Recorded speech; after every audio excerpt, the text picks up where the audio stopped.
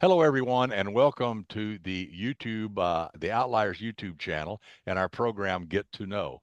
I'm your host, DP Lyle, and I'm here with my partner in crime, Kathleen Antrim. Thanks, Doug. It is great to be here, and I am really excited. We've got a special treat for you today. A fabulous author, best-selling author. She's won a lot of awards. Tamara Grantham, it's great to have you with us. Thank you. It's great to be here. And where are we? We're connecting with you. Where are you in the country? So I'm in Wichita, Kansas. Oh, very cool. Okay, we're all over the Northeast country. homeland. Yeah, the home of BTK. Yeah, Right. Oh my unfortunately. goodness. Well, I mean, I prefer to say Dorothy. You can say BTK, but whatever. Yeah, right. I guess for the crime writers out there, that's great. So Yeah, Exactly. exactly. You were all a little demented. We're thriller writers here. Yeah. So, okay, so my first question is, I want to go back to your childhood Mhm. and talk about what your childhood was like. What kind of a child were you? Were you outgoing? Were you shy, etc.? And do you think your childhood contributed to you becoming a writer? Oh, wow. That is a great question. I don't think I've had that question phrased to me before, but I think it is a great way to introduce writers because I was a shy child and I found friends in books. Yeah. Yeah.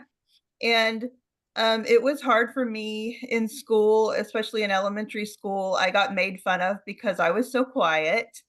And anytime I would talk, the other kids would say, "Oh my goodness, she just said something. She just talked."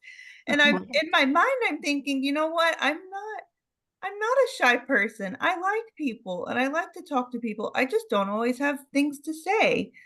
Yeah. Um, but I definitely was scared of my teachers and I didn't want to be the kid in class who had to put their name on the board for talking. So that's why I just didn't talk a lot. Yeah. But I read the first book series that I really got into. I remember I was in third grade and I started reading the Sweet Valley Twins. Yeah. Um, I Okay. loved them, and I remember on my nightstand, I had a stack that got taller and taller and taller and taller. I think I had 40 books. And that hasn't changed, Nice. has it? Yeah, that doesn't Right. change. It's worse, I think, as we get older. Did you have imaginary friends? I don't know that I had so much imaginary friends, but I remember I had a little setup in my bedroom where I would pretend to be a school teacher. And I Okay. had a little chalkboard and I would teach kids, handwriting and my pretend class. So I guess that Right, was right. in a way imaginary friends because I kind of had an imaginary classroom. So when did you decide to start actually writing books for Well, publication? so I tried as a teenager. I was very lucky. I had my uncle Larry who wrote Westerns. And he sat down with me and my sisters and some of my cousins, and he taught us some writing classes. I was probably 12 or 13, maybe, when he did that. Mhm. And he challenged us all to write a book. And I thought, no way. Have you seen a book? Have you seen how many pages are in a book? I can't do that. I wrote some short stories, though, and he wrote me a letter. He was also a literary agent, and he wrote me a letter as a literary agent, sent it in the mail, and wrote it just like a literary agent would do. And he said, "I love your voice in this story, and I want to challenge you to write a book." And it wasn't until I was in my late 20s when I was struggling mentally. My husband was doing his residency, working really long hours. I had three little kids at home, and I was just losing my mind. Like, I needed a creative outlet. And I thought, you know what? I've been waiting to retire to write a book. Why don't I do it now? And so Great. I did something a little different though, and this kind of leads into the class I'll be teaching for Outliers. When I tried to write a book as a teenager, I did not have an outline. I had a scene in my mind, and I would sit down to write the book, and I would never get where I wanted to go. So when I was in my late 20s, I said, I'm going to write an outline. I'm going to know beginning, middle, and end where I need to go for this book. And I wrote an 11-page outline. And after that, I wrote my book. It took me about a month. Of course, I Wow. was a new author. I wasn't really doing a lot of self editing. It was all just kind of my goal was to write a book and finish a book, and that's what I did. Good for you. I mean, that's fast. And in November they have write a book in a month, the club. Yeah. But whatever happened with that book? Impressive. Yeah, where is it? Where did it go? It is not published. And it's the first of a trilogy, and the trilogy is not published either. But my fourth book is the one that ended up finally getting published, which is fine with me. I feel like those books were a great opportunity to learn how to write. They don't need to be published to be, in my mind, they are successful. They taught me to write. Absolutely. That's a really sure. Every author has learning novels. Yes. When you write your first couple of novels, everybody thinks I'm going to go write a novel. No, it's going to be your third, fourth, fifth, sixth, seventh, or whatever it is that if you're lucky, is actually going to get somewhere.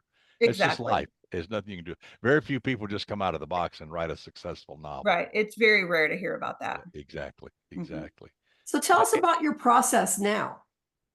So it started with that first book when I wrote that 11-page outline. But my process is a little different now. I took some writing classes from William Bernhardt. He's a super successul novelist. We know Bill well. Yes.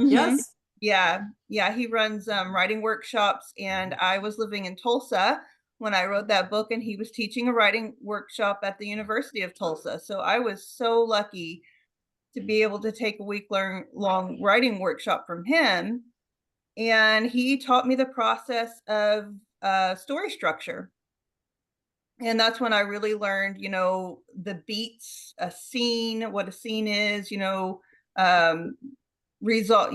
having your action, having resolving action, having the beginning, middle, and end, the whole story structure thing. It was a lot of work. I stayed up doing homework for that class till probably 3 a.m. on most that whole. Wow. I don't think I got very much sleep that week.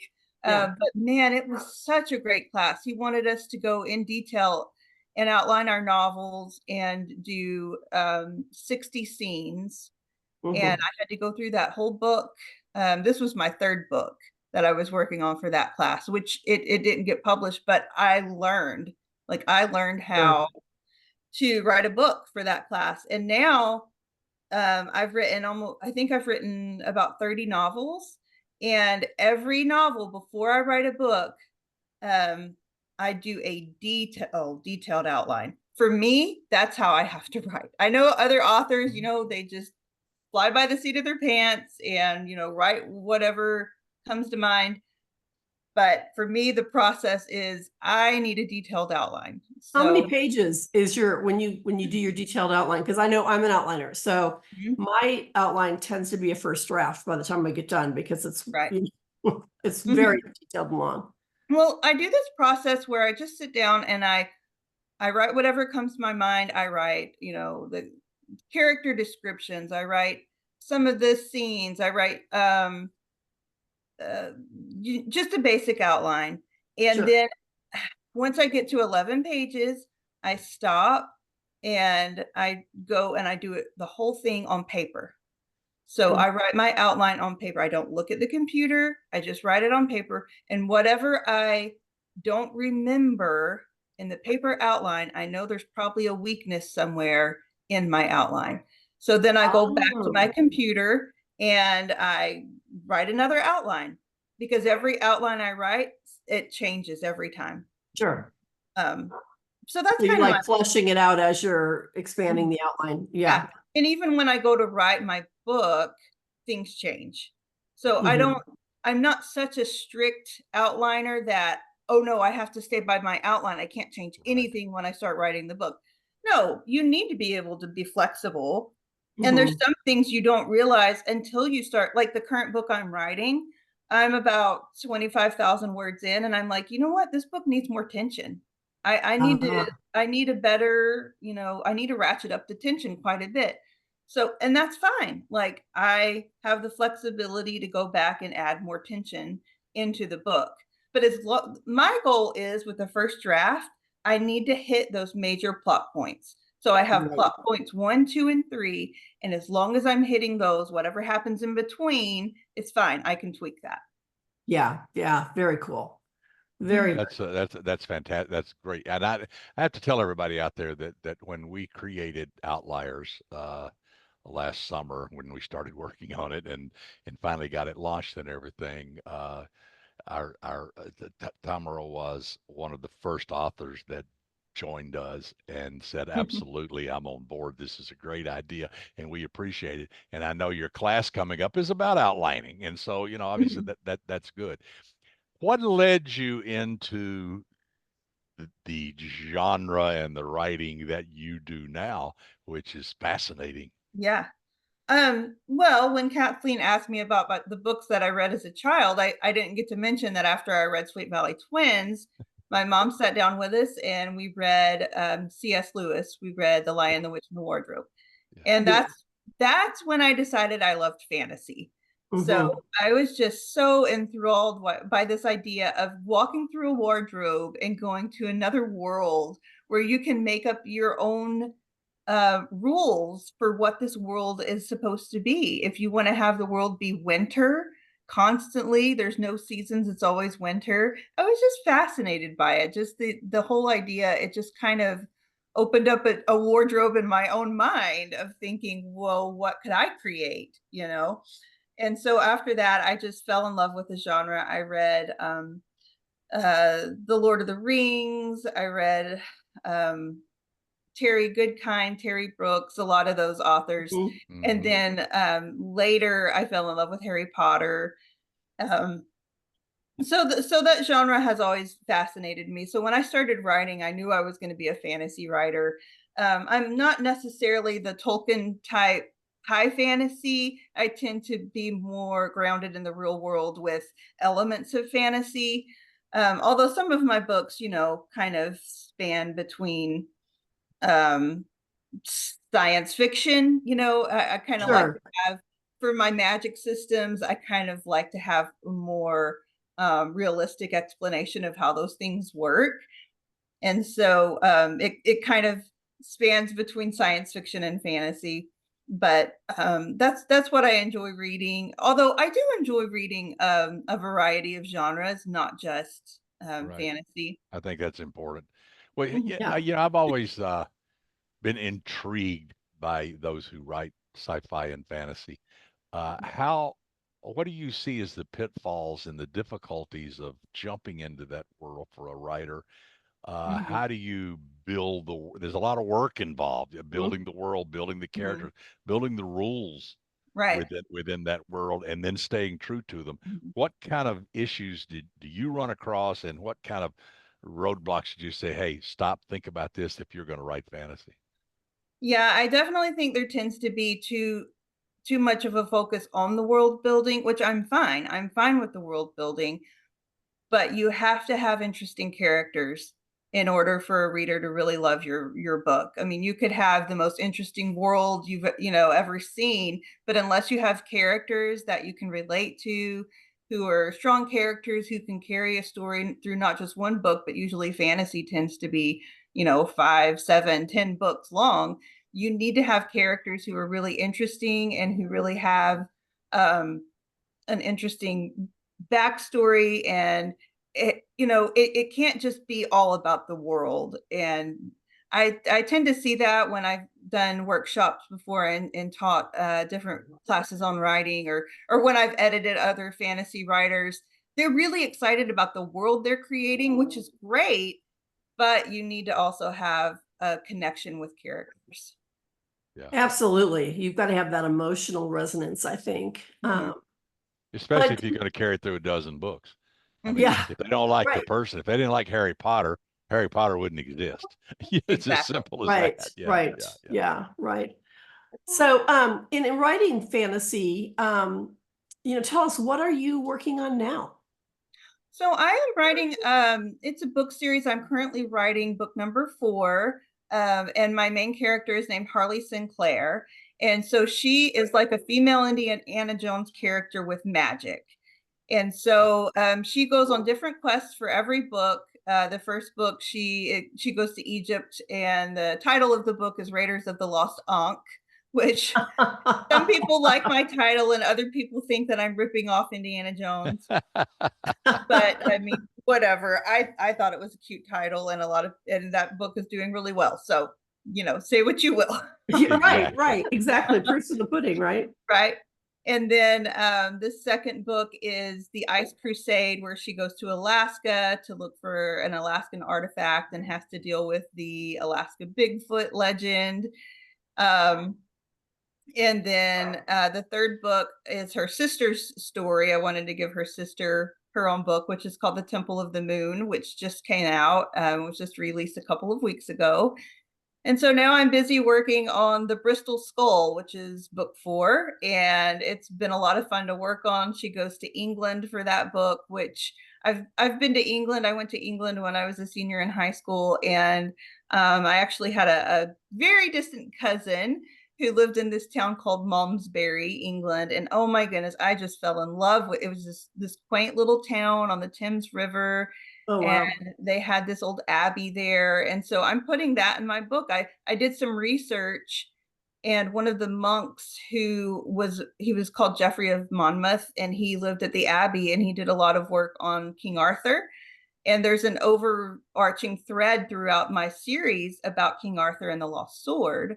And I'm like, oh my goodness, that fits perfectly with my book. So I'm going to have my book character go and do research in this abbey, which I've actually been to, and try to find out where the sword of King Arthur is at. So That's very cool. So do you think you're going to take another trip back?